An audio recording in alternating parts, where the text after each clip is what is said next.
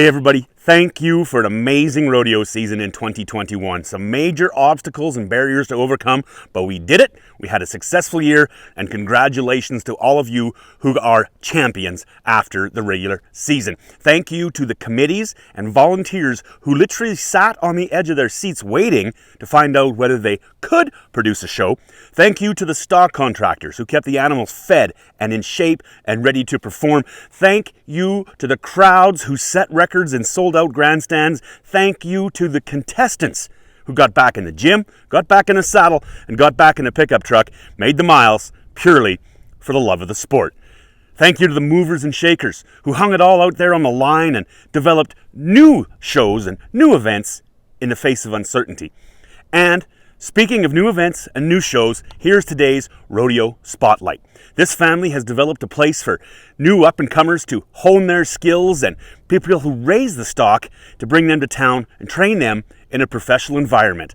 A little more about my neighbors and friends, Corey and Stacy Glenn, and the LantinRanch practice pen. All right, here we go. Cody Albertson, I'll tell you what, they can ride a bucking horse. Have a look, have a look.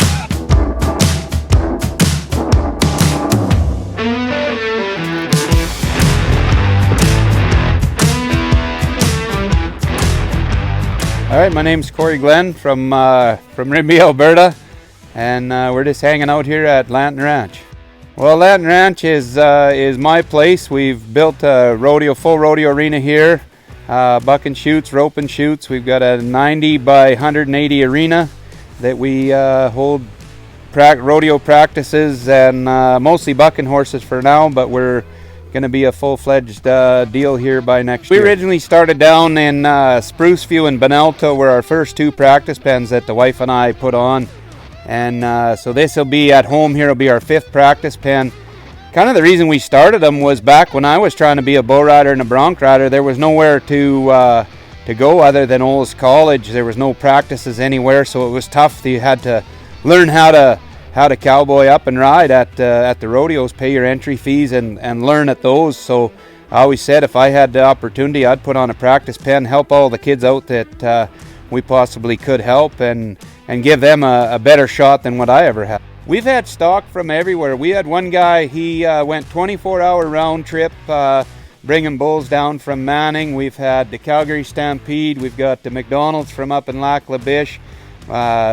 Ash Cooper from out in Saskatchewan has brought bucking horses.